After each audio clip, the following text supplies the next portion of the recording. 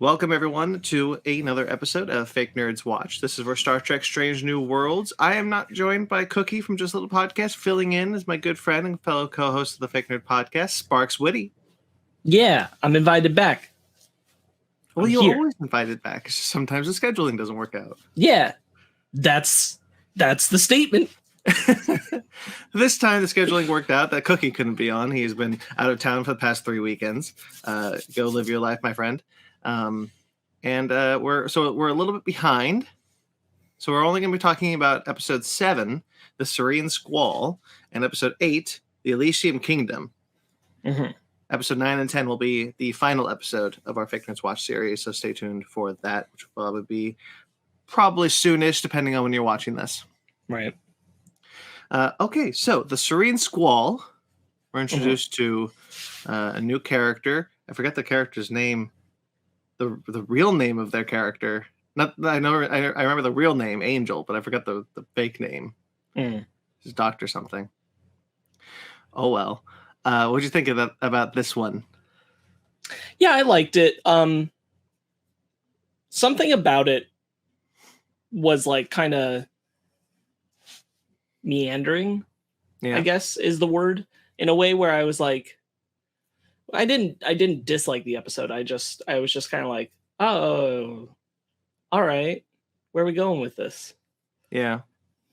It's been a little bit, so it's hard for me to remember the specifics of why I felt that way. But I think just something about the execution of the betrayal felt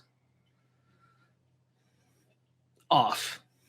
I think I'll agree with that, only to say that I expected it. You know, maybe it's like that. when I was watching the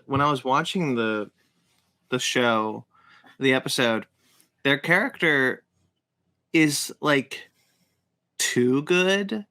They're like they're like really like, oh, you're the Boy Scouts. They're like really flattering to Pike and really like trying to get chummy with Spock, and that it felt like there was an ulterior motive that felt a little bit more like bad acting, like on purpose. Yeah, it felt projected, I guess. Yeah, and then the reveal happens, and I'm like, oh, of course, I figured this would happen. Right. Yeah, I like the episode overall, though. I guess that's the thing is, like, I thought for a moment that maybe Spock was suspicious of them. And then they get the upper hand, and it made me feel like Spock was a little dumber than I thought Spock should have been. Sure. Yeah, that's a good point, because like I think that's what it is. You do get a sense that perhaps Spock is a little suspicious, but once he gives him the phaser, it's like, no, you've actually been fighting your whole life and blah blah blah. Like whatever Angel's performance was, it worked on Spock. Right. Yeah. Yeah, I'll agree with that. I will say that once the veil is lifted, once they're like full on Captain Angel, a blast to watch. They are so much fun to watch, I think. Sure. I was talking to a future conversation episode. This is where pre-recordings are going to mess up my mind, because a conversation episode that I just recorded that will be out after this. We talked about how Captain Angel is exactly the kind of Star Trek Star Trek villain I would love to play. Like, if you want to tell me, if in the hypothetical situation that I was some actor that they were expecting to be on a Star Trek show, I'd be like, okay, but I want to be a villain. I want to ham it the hell up, because I think that's just the most fun. Sure. Some of my favorite villains on Star Trek are the most hammy, and I think Captain Angel was a lot of fun in that performance, and just a joy to watch on screen. Sure, I won't disagree. I think there's an amount of like being cheeky and being hammy and all that in this episode, but I think it's both to a degree where it felt like Spock should have known, and to a degree where I have a little bit of a like, no one in the crew sees what Pike's doing. No one gets that he's playing them. I mean, okay. It was just it was a little too heavy-handed on Pike's end, where I'm Yeah, like, I'll agree with that. this too. is not subtle. Because Pike's subplot is because Pike gets the B plot of the episode, whereas Spock gets the A plot. Correct. Where Pike's B plot is pretty silly, where he convinces the whole crew to let him cook for them, so he can stir up a mutiny, and it relies very heavily on the idea that everyone in this crew needs to be as stupid as Taserface from the Ravagers, right? Yeah. So it gets to, for me, it's the scene in the cage where they're in the cage, like, and they've got all of them together and they're all having the conversation to lead them to, oh, well, I mean, if you think it's best, you seem like a more proper leader. And hey, if you did have to do something, got a lot of people right here that you got definitely help you. And I'm like, bro, step too far, I think. Yeah, it was I got definite like Ravager vibes from these crew in a way that I quite like. There's something I do want to mention on this. I've been very vocal about my dislike. Anybody who's been watching this, if you've been watching since we did Discovery season 4, I've talked a lot about how much I really don't like how Discovery overuses prosthetics to make their alien species. In season 3, they reintroduced the Orions to new Star Trek, live action Star Trek, because there's an Orion in Lower Decks, but it's overly prosthetic, over prosthetic usage. They have an elongated chin, and then they have like this bumpier forehead, and an Orion. Admittedly, an Orion is just a person painted green. And everything we've seen in Star Trek is just a person painted green. So there's not a whole lot there to work off of. But I really appreciated that when we see an Orion in this, which is the head of the captain, he's not the captain because Angel is, but like the head guy that Pike thinks is the captain. He's an Orion, and he's just a dude painted green. And I really appreciated that kind of, let's work back and create like a more traditional look to this species. Sure. So just kind of throwing out one of the things I think Star Trek Strange New Worlds does really well. I mean, they have all those prosthetic enhancements too. It's just under beard and big hair. Yeah, totally. Sure, whatever. I'm always curious. I'm always curious how they're going to introduce the Klingons in this show. Because you haven't seen a Discovery Klingon, have you? Mm-mm. Okay, it's it's wild. I showed it to Zara, and it's just like, that's not a Klingon. I'm always curious if they're going to introduce the Klingons in the show, because if they do, would they walk back the prosthetic work because it's a lot, or will they try to keep it in line with Discovery? Well, isn't Discovery's implication like they look that way because they're in the future? No, that the Klingons haven't been shown in the future yet. They were in the past. Oh, I see. Yeah. We did see a Ferengi in the future, though. These are all words you don't know. Nope. Yeah, I like the... I know about the Gorn. Do you want me to talk about the Gorn? No, not yet. That's a different episode. I do think that there's a lot of fun in this episode, specifically with like Pike and like doing the if you're really the captain, you don't want to sell us to the Klingons or whatever. I think there's some fun stuff there, but you're right about the kind of leap in logic that the audience has to go with. I have no problem with Star Trek. Like, I don't need it to be like realistic or serious in the way that it handles these kinds of beats. Star Trek can have fun. I have no problem. I love the show. I have no problem with Star Trek having fun. I think that there's just a degree of like, all right, but like a 7-year-old would question this. Like, sure. Yeah. And once you've crossed into that line, I'm like, now you're just making some, like, I guess I don't mind their crew looking completely stupid. It's just a little like, this is a really stupid crew. Yes. I think the one that gets to me more is the notion that Spock maybe is dumber than Spock should be.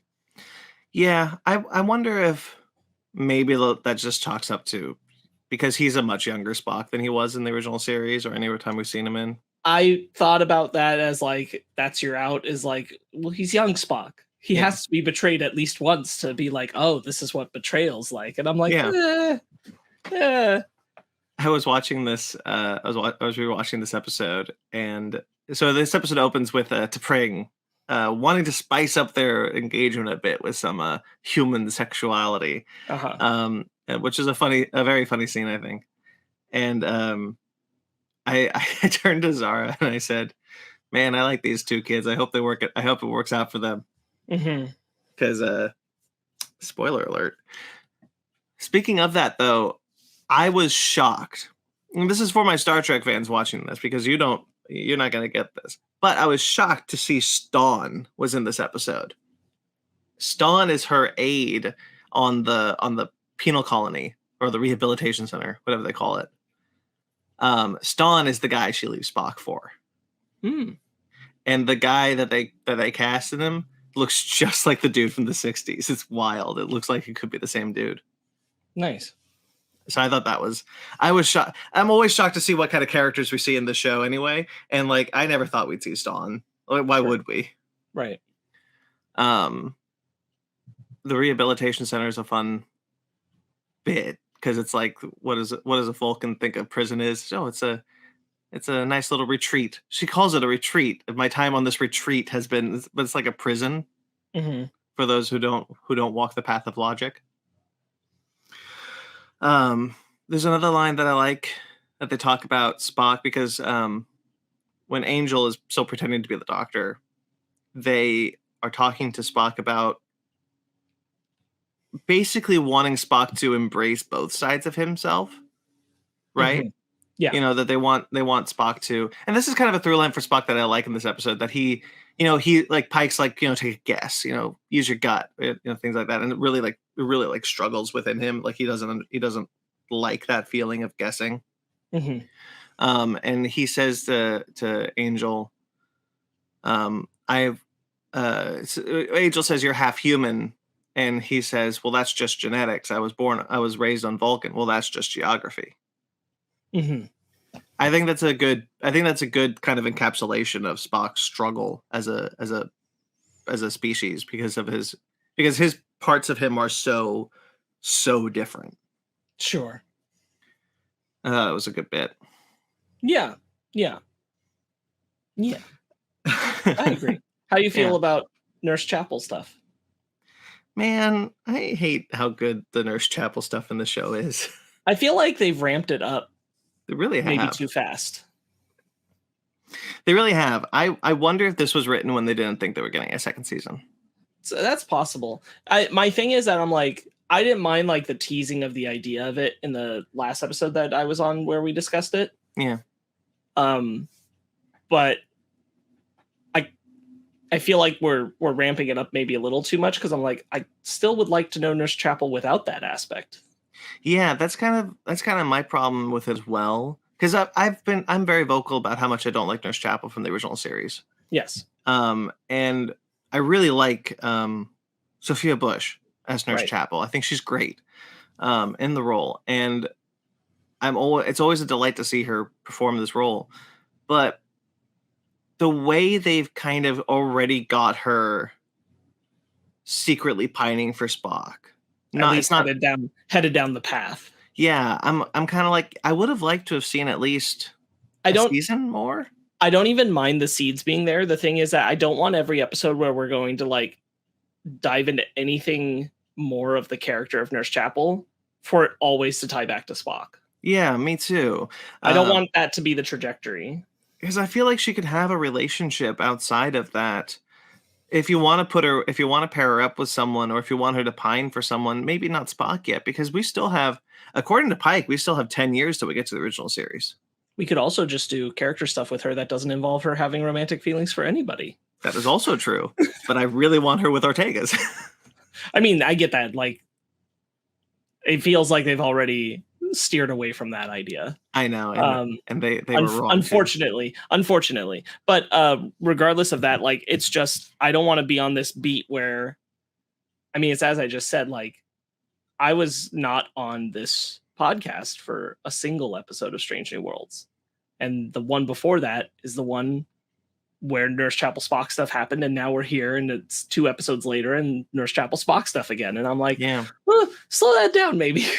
Yeah, no, I'm kind of with you, because like I don't want to get what started as a really promising discovery of this character, this kind of expansion of this character in Nurse Chapel, to just devolve into what it is in the original series. Mm-hmm. I want what we see of Nurse Chapel to make the original series work better. Yeah. That's what we talked about with like Obi-Wan. I think Obi-Wan ultimately is additive to A New Hope, and I want this show, and I think for the most part it is for every character we've seen. But I'm worried that perhaps Nurse Chapel won't be an additive element to the original series. Right. It'll just kind of be a path to it. Yeah. Does it bother you when we have episodes like this one where the crew is captured, but we don't see Uhura or Dr. Mbenga? Do we see Hemmer in this episode either? No, it doesn't bother me that much. It bothers me a little. Yeah, I'll admit, like, it bothers me a little that, like, I get it. Like, you don't want to pay the actors to be there for an episode that they'd only be in for a small amount of time. Mm-hmm. And you don't want to, like, force them into the script. And, like, I agree with that. But, like, it does get to me that I'm like, okay, so Nurse Chapel escaped and was able to hide on the ship, but not Dr. Mbenga. Not at all. Yeah, no, not Dr. Mbenga. Sure. Yeah. Sure. Definitely. Like, it just gets a little, or like when they're all captured in the cage and I'm like, why are there all these people I don't know? And where are the people I know? Yeah, it's definitely like, let's get most of the bridge crew in this cage, and then we'll get the rest that you don't see in a different one. Yeah. Yeah, I mean, Uhura gets a name drop in this episode because she was in the cargo bay. Right. With the thing. The episode also has a bit where, isn't this the episode where? No, that's the next one. I'm thinking about the next one. Sorry. It's okay. Yeah, no, I agree with that. I'm kind of used to it though, because like that's how Star Trek has always been. Just sometimes characters not in an episode, even for a bit. I understand. It just gets a little, just a little bit like, okay, we couldn't have seen like Dr. Mbenga getting captured and Nurse Chapel hiding or something like. Yeah, whatever. It also makes it feel like Chapel happens to escape because Chapel needed to for Spock story reasons. That's 100% what it is. This episode, there is a car outside that is just enjoying being a car. Sure. This episode also introduces the Jeffries tubes to Strange New Worlds. Just kind of my Star Trek love and heart. Happy to see a accurate as fuck looking Jeffries tube. Don't mind my chopping of the F-bomb there. Cool, man. Hey, man, it excites me whenever they're just like, look, Jeffries tube. Happy for you. It's named a Jeffries tube because of the person who created the original Enterprise was named Jeffries. Okie dokie. Yeah, fun fact. That's great, man. Happy for you. Thank you. Appreciate it. Chapel. Oh, but I mean, Chapel's fun. Chapel's escape is kind of fun with the like she's able to take him down because of the hypo spray. I think that's all fun. I had a different point that I was trying to work my way to, but I completely lost track of that thanks to the Jeffries tube. Oh well. This is what happens when I watched an episode maybe a week ago, and you don't know anything about Star Trek. This is a fun one though. And I also watched it like two and a half weeks ago or something. I do appreciate you doing this because I always like talking to you about this, and I wanted to talk about this one to you. And I'll just why don't I just get to the point that I really wanted to talk to you about, which is Sybok. Oh, sure. So at the end of this episode, it's to my wildest dreams. I never thought this would happen. Spock's half brother Sybok is introduced to the show, and the first sense of really serialization outside of Pike's story arc that we've gotten in the show. Mm-hmm. Now, does that reveal at all work for you?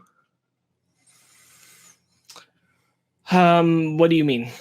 Well, because for me, if you're just like, oh yeah, my half brother out of wedlock Cybok, I'm like, holy shit, Cybok, that's insane, and I'm super excited to see how that character will be explored and expanded on, and become an additive element to the show. But like for you, that name's got to like go way over your head, right? Oh yeah, I'm like the guy who went and saw Avengers and Thanos stood up and was like, who? Yes, yeah. But like, does it excite you at all that this half brother of Spock could be around in this series? I guess it excites me in the sense of like I like Spock and I like Spock story stuff. Mm-hmm. I think the part that doesn't, this is weird, but like the part that doesn't is because I know that there's other Star Trek stuff that I haven't seen that this character surely is involved in. Just one. Okay. So to me, it's like you're introducing an element that your hands will be tied with, I guess. Sure. So like, but I don't know to what degree. So like my excitement level is like, cool, we're gonna explore Spock stuff. That's neat. I like Spock when he's not being stupid. So it's like that, but like there's nothing about the character itself where I'm like, oh, ooh. Yeah, I get that. Yeah, their hands won't be tied too much because Star Trek V, which is the fifth Star Trek movie, is the one that introduces Cybox, and that's probably 30 years from this point. Mm-hmm. So you really do have like free reign. Cybok is Cybok is a character I thought they might toy with when the last episode you were on. They had this Vulcan who rejected logic and walked the path. I forgot the Vulcan name for it, but he's like an emotional Vulcan, no logic, and that's illegal in their society. And so like when I saw that guy, I was like, oh, that's like Cybok, because that's what Cybok's whole thing is. He rejected Vulcan teachings. And so I was thinking to myself, okay, well, like, would they touch Cybok? It's a little weird because in Star Trek V, Kirk and everybody on the Enterprise, Kirk, Spock's best friend ever, doesn't know who Cybok is. So I was like, well, like how much are we going to do with that? And so I was thinking, I was like, okay, well, they're probably not going to do Cybok. It's probably just like a nod to that. And then sure enough, 2 episodes later, Cybok. Yeah. That sounds like something to be excited about. Yeah. So that's cool. Yeah. I'm really just like impressed with the show and how the show is able to weave through really just like, I mean, it's what they talked about when they were developing the show. It's like, we are going to be faithful to canon, but we're not going to feel restricted by it. And I think that's the way you got to go about Star Trek at this point, especially the original series, which has many, many things that just don't make sense in canon anymore. Right. So like you just kind of have to like work your way through it. And like the Gorn are a good example of how they're just like, okay, we'll face the Gorn, but they won't see an adult Gorn. You know, like we'll show Cybok, but Kirk will never see Cybok. And we know that Kirk's going to be in the show in the next season. So sure. Gotcha. You know, so like I kind of appreciate the weave that they're doing because it's allowing them to tell the stories that I think they want to tell. Right. I'm definitely interested in where they'll go with it.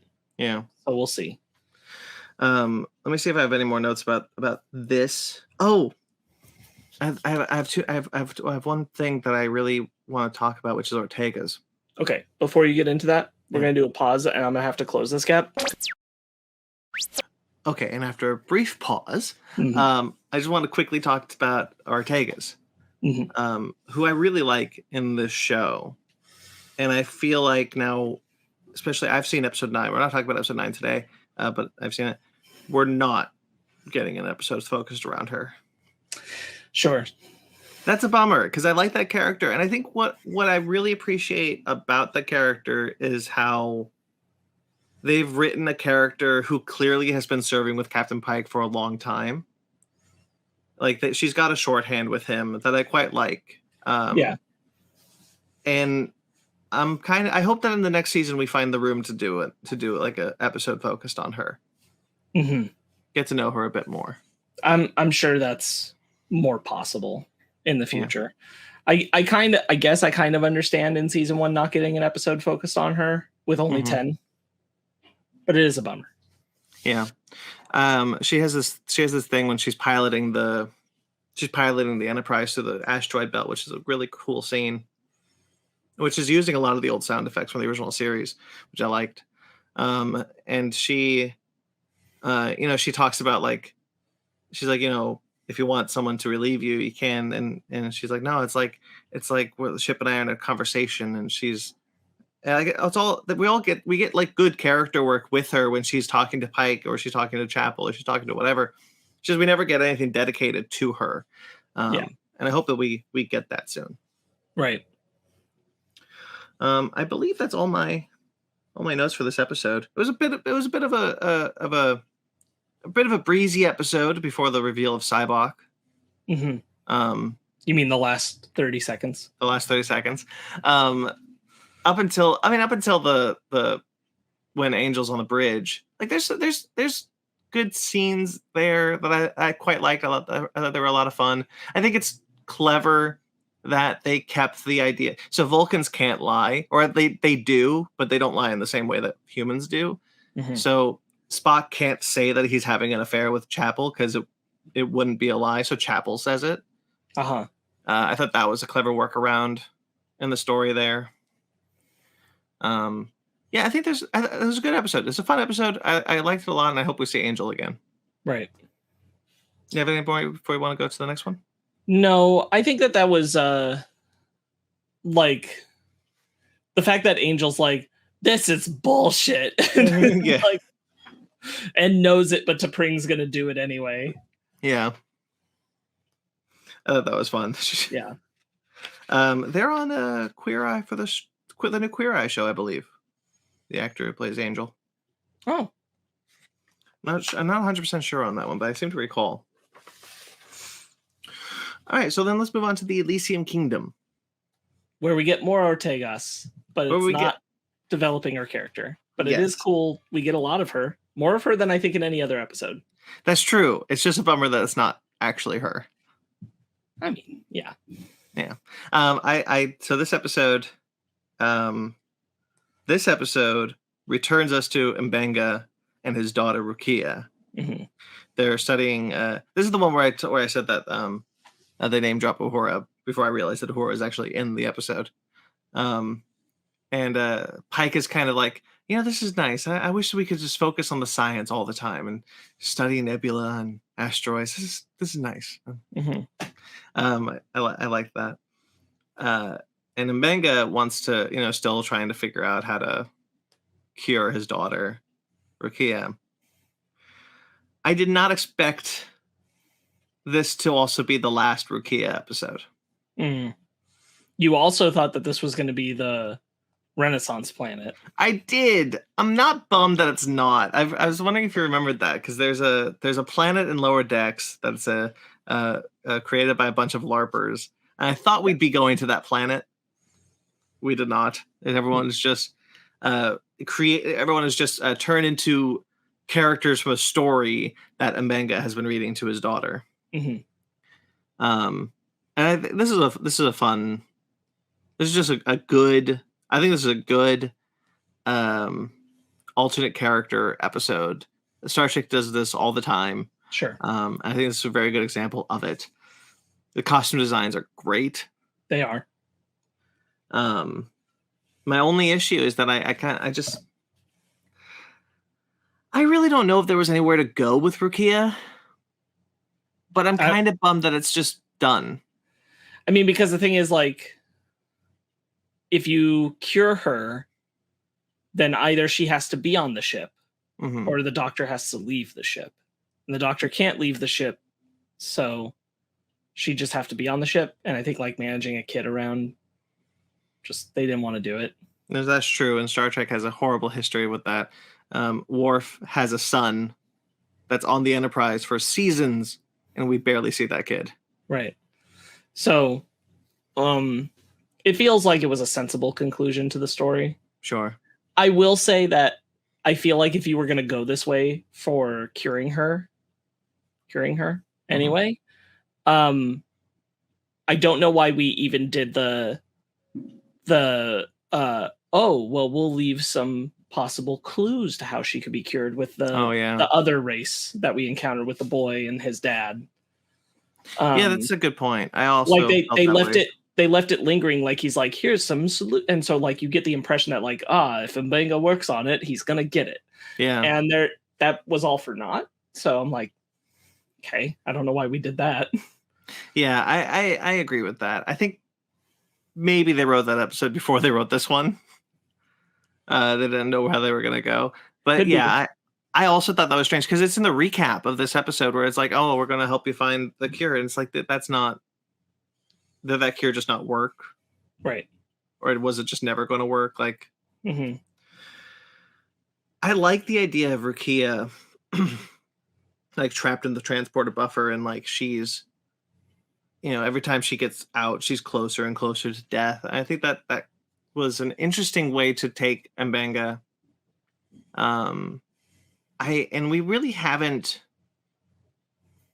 We really haven't had any like M'Benga centered episodes that weren't around Rukia. That's true. So I do wonder if, like, I hope in the best case scenario, we explore M'Benga outside, like we were talking about with Chapel, like exploring Chapel outside of Spock, exploring M'Benga outside of Rukia. That could pose some a fun direction for the show, I hope. Right. But so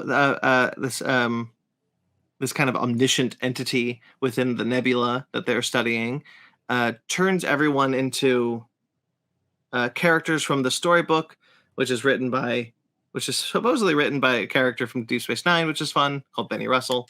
I won't bore you with all that details. Sure. But it is a reference to DS9, which is cool. And they changed the ship, and everyone except for M'Benga and Hemmer are normal. Gotcha. I'm so sorry. Can we pause real quick? Yes. Okay, we're back again. Yeah. It's Sparkz. Yeah. What did you think about this episode? I really, really liked it. I really liked it. I think it's kind of wonderfully silly to have the medieval torches and the vines just on the starship, just like, oh, sure. Okay. Yeah, and the bridge is the castle. And it's cute. I'm pleased that this involved, I think, all of our cast. All of our main cast appeared in this episode, which was pretty nice. I don't think we've had one of those for a little bit. Yeah, that's true. We even get some Ensign Mitchell, who's the navigator, or she's the communications officer. I don't remember what station she's on, but she's on the bridge somewhere. But she's one of the Red Guard knights. And we get La'an being very not La'an. My goodness. So apparently that's actually her dog. Yeah. I love, one of my favorite things ever is when you're in a silly situation and you side eye. And there was a lot of side eyeing happening with La'an's character. How M'Benga is just like, okay, why don't you stay here? We don't need you right now. Right. My favorite joke so far is just when he's like scanning himself, he's like, no, I'm fine. Oh, your dopamine levels are a little high. And then La'an comes in and he's just immediately. Yeah. How are her dopamine levels? Yeah. Very high. That was all very funny. I think this is a very funny episode. This is also my favorite Hemmer episode. Sure. Because he's fantastic. Bruce Horak is so good in this episode. Makes me very sad for the next one. Why? No reason. Have you watched 9? No. Oh shit! Not a spoiler. Does he die? No. Okay. No. Bruce Horak is great. There's he plays Castor, I think is his character in this book, who's Spock's brother. Yeah, I couldn't remember those names. Spock, by the way, rocking the hair. Yeah. Just rocking that punk ass hair. Real goth. Yeah. Yeah. My favorite costume of them all is Uhura. Yeah, I love her fingers. Mm-hmm. They remind me of, remember when we were a kid, we would make like origami fingers? Sure. Like long origami fingers. They remind me of that, but metal. Yeah. Yeah. My favorite, I think that might be my favorite costume as well. But let me tell you, as much as I love Hemmer, and this is my favorite. I think he is my favorite. But damn, Anson Mount almost steals this whole episode. Sure, he's in a really nice, beautiful green getup. Yeah. And he's having such a good time. Mm-hmm. Just being this horrible coward of a character. Right. It's so much fun to watch him do this role. Yeah. He and Ortega's have there's a lot of things in this episode that I like, but there's a lot of like glances. It's really difficult to explain, but there are so many glances in this episode that just made me laugh out loud. Right. Just a side eye, just a little twitch or something. There's so many subtle performances in what everyone is doing in this episode that were so funny to me. Mm-hmm.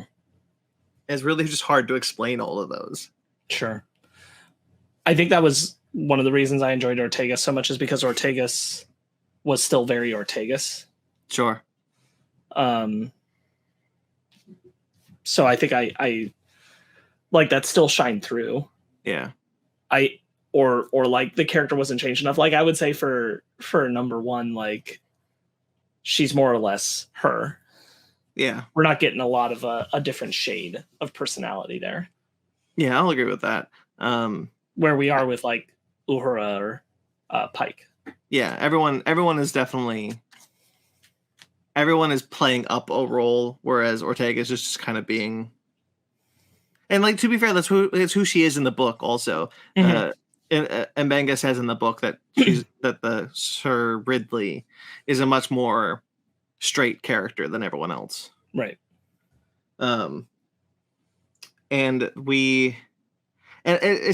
do appreciate how the story cues us into Ortega's and it's not Mbenga's book. Because when the Huntress shows up and she's very friendly with Ortega's, and we're kind of like lost in the episode, but it is there in the beginning of this episode that we know from dialogue that those two characters had never met. Right. And so like that's kind of your first clue, but you're not really thinking about it. You're just kind of rolling with it. I was definitely thinking about it. I'm like, okay. Yeah, that I think that was the other thing, is like they did a good job of rolling this out of like, oh, is Mbenga just exhausted? Is he being affected by the chemical smoke he put in his face? And so like those questions are working, and then you're wondering like more and more, okay, so what's actually going on here? I also like that it's not just him when we do find out that Hammer also is not affected. Yeah. So that they're both kind of like, what is going on? It gives Mbenga someone to work off of, someone to play off of, and it becomes a fun two-hander. Or it's like it's when they're in the transporter room, which is the dungeon. And he's just like, what would a magician normally say? Abracadabra. I like it. It's just, he's like, avert your eyes, you'll get blinded, but he's just looking straight at it. Right. Yeah, I like, there's so much in this episode. This one was a huge contender for perhaps my favorite episode. Because I watched it twice now. I don't know where this one will fall by the end of the season. but it is quite good. Sure. Yeah, it's a solid episode, I'd say. There's so Rukia. There's a little reference to Star Trek Beyond in this episode. Rukia's dress is apparently modeled after the Star Trek Beyond poster. Mm. Which I thought was a weird nod. Yeah, that is weird, isn't it? But it's a great movie. So yeah. Any love you can give me that. The nebula being this kind of omnipresent, they're having this kind of like consciousness living inside this nebula is a classic Star Trek trope that I'm happy they brought back. I've lamented a lot how modern Star Trek, not necessarily the current Star Trek shows, but this started with like the Next Generation era. Sure. Wouldn't do the ridiculous concepts of omniscient being that lives inside of a nebula or sure strange energies that turn you into a god. They wouldn't do that anymore because that's not the kind of sci-fi that is. I understood this reference because of Futurama. Oh yeah. That's a good point. Futurama has a lot of great Star Trek episodes. Mm-hmm. This was one of the more prominent ones where they make the Star Trek cast. The nebulous cloud makes the Star Trek cast come together. Yes, that's right. But I'm really glad that's like Star Trek Strange New Worlds, and even like Lower Deck started this, but like Strange New Worlds, they really leaned into like, no, it's all Star Trek. It's all in the Star Trek universe. It is possible for a nebula to have essentially a brain, essentially a consciousness, and that is a possibility in the Star Trek universe. Right. Whether it is in real life, in space, who the hell knows? And when Rukia, I think I would have more issues with Rukia leaving if she didn't come back right away. Mm-hmm. Like, it's not like back, but like she came back to be like, hey, I'm okay and I'm older and I've been doing this for years and it's been a lot of fun and I'm alive and blah blah blah. If we didn't have that scene, I think it would have been a lot more kind of like, well, what was the point of having Rukia on the show if you were just going to write her off this way? Right. But because we had that scene, it kind of worked a little bit better. Mm-hmm. So, yeah, I initially felt like Rukia coming back as an adult felt a little cheap. Yeah. Like a little too like, all right, well, let's tie this all up with its nice Doctor Who bow and say goodbye. And I was like, okay, but I think it works. I think it's ultimately like, yeah, this is fine. This is good Star Trek. Yeah. To do so. I like Dr. Mbinga being at peace with his decision rather than being like, and then I never know what happened to her. Yeah, no, exactly. That's what helps, is because he's not going to lament that he never sees her again. He's like, well, she's out there, she's happy, she's healthy, she's alive. Yeah. Which I really like. I think doesn't a similar thing happen to Clara? I haven't watched Clara's ending in Doctor Who. Clara, yeah. In Doctor Who? No. Yeah. No. Okay, never mind then. Clara's I'll say like Clara's not necessarily my favorite companion, but she does have, I think, the saddest ending. Does she really? Mm-hmm. Okay. Eventually I'm sure I'll get through Peter Capaldi's run of Doctor Who. It's Clara's, no spoilers, like Clara's ending, I think, is one of the more tragic endings a companion faces in modern Who. Even more tragic than Donna? Yeah, it's pretty rough the way it goes down. Okay. I'm sure I'll watch it eventually. I do want to finish Capaldi's Doctor Who. I liked him. Yeah. And I would like to watch any of Whittaker's. You know what it's more like, because you were trying to draw a Doctor Who comparison? This is much more like Rory and oh, that's a good point. God, her name is escaping me. Karen Gillan's character, Amy. This is much more like Rory and Amy, where like they send the letter, and it's don't worry, it all worked out. Yeah, we lived our lives. We're happy. Yeah, it's much more like that. Yeah, good point. Okay. Yeah, I think that worked well in this episode. It sucks that nobody remembers the time. This was like, oh, we just lost 5 hours. That's just how we have to live with that. And then Bang is the one who remembers. Let's see. Costume design is fantastic. I said that. Anson Mount is so good in this episode. Anson Mount is so Yes. good in the show, but Yes. it's just when he walks out of the prison, when they open the prison, he's just, oh, thank God. And he just like walks out in front of everyone. Just so good. Yeah, he is a lot. Summon the court jester. No. Never mind. I like how like the characters who are being created from this book can't square the space station or space with the story, so they just ignore those elements. Yeah, they're just like, it's what, I don't know, whatever. Can't address those elements directly. It was a really interesting way to bring about it that like the ship wasn't like transformed, right? It was just like it had like stuff put on top of it. So like everything in the ship worked, the computer worked, the technology all worked. Everything was as it was. It's just there was just curtains and vines on top of it. Computer. Perhaps he means the Oracle. It's like, computer, is there something wrong? To scan me, is there something wrong? Yeah. Oh my goodness. Computer, stop. My Alexa answers to computer. Sure.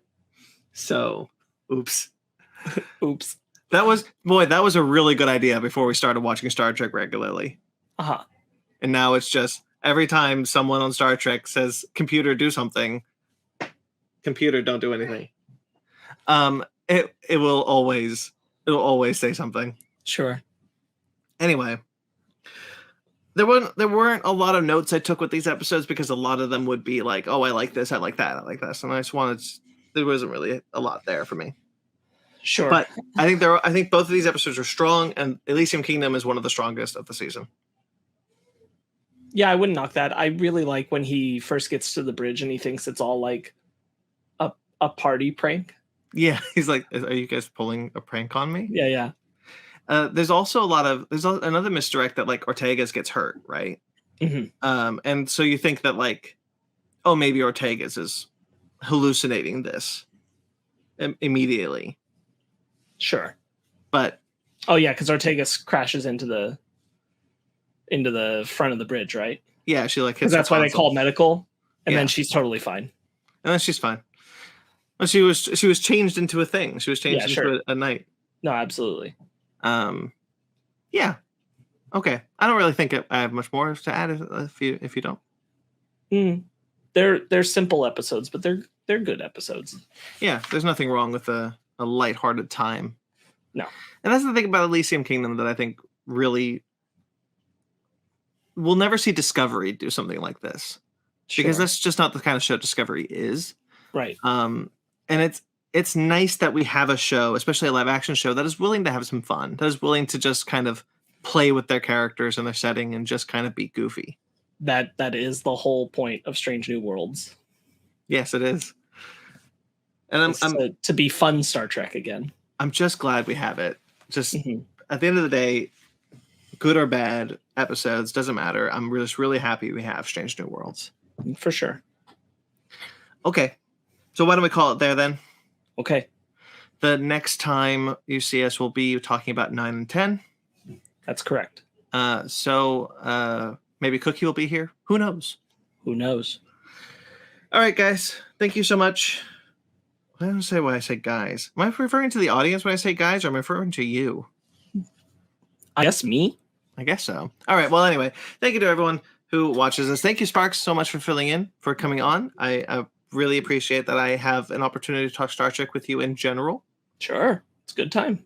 Yeah. Okay, so check out some other Fake Nerds Watch This, guys. If you like this video and you subscribe to this channel, you can check out our other Fake Nerds Watch shows. There's plenty of other Strange New Worlds. If you want to check that out, we've done other Star Trek shows. If you want to check those out. Currently, at the same time as this, is Miss Marvel. A new episode of that is out now. Obi-Wan Kenobi is finished. Stranger Things is coming.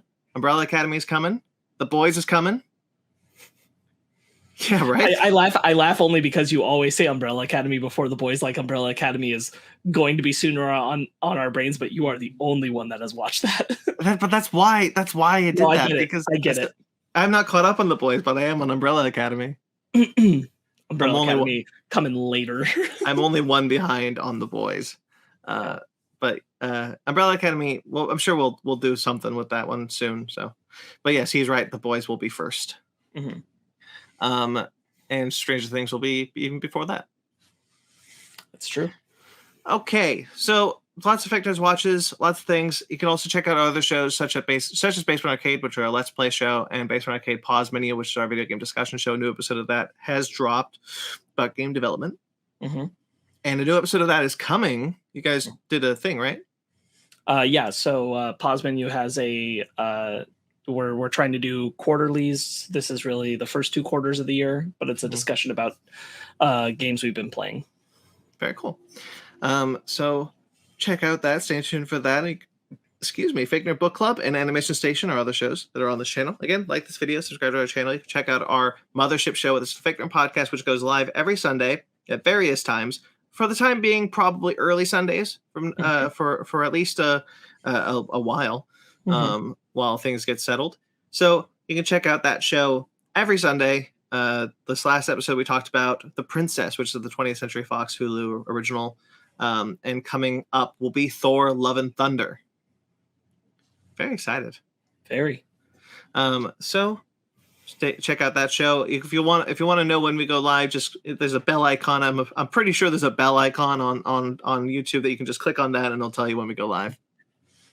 All right, guys. So you can also find us on Patreon and TeePublic, which are linked below, and on our website at fakenerdpodcast.com. Fake Nerd Podcast on all the social medias, Twitter, Instagram, Facebook, fakenerdguys@gmail.com.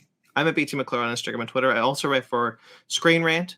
I almost said Ben's thing. I legitimately just said I write for Old School Gamer Magazine. It's just in your brain. It's just in my brain. I also write for Screen Rant, where I put up a bunch of lists and things like that. AtomicGeekdom.com, where I'm revisiting the Infinity Saga plus other pieces. And I write and edit for KaijuRamenMedia.com. Sparkz, where can people find you? You can find me championing the Ortegas agenda at Sparkz Witty on Instagram and Twitter, SPARKZ Witty. She's the best. All right, guys, like this video, subscribe to our channel, and until next time you see us, live long and prosper. I know the thing. I did the thing. You did the thing.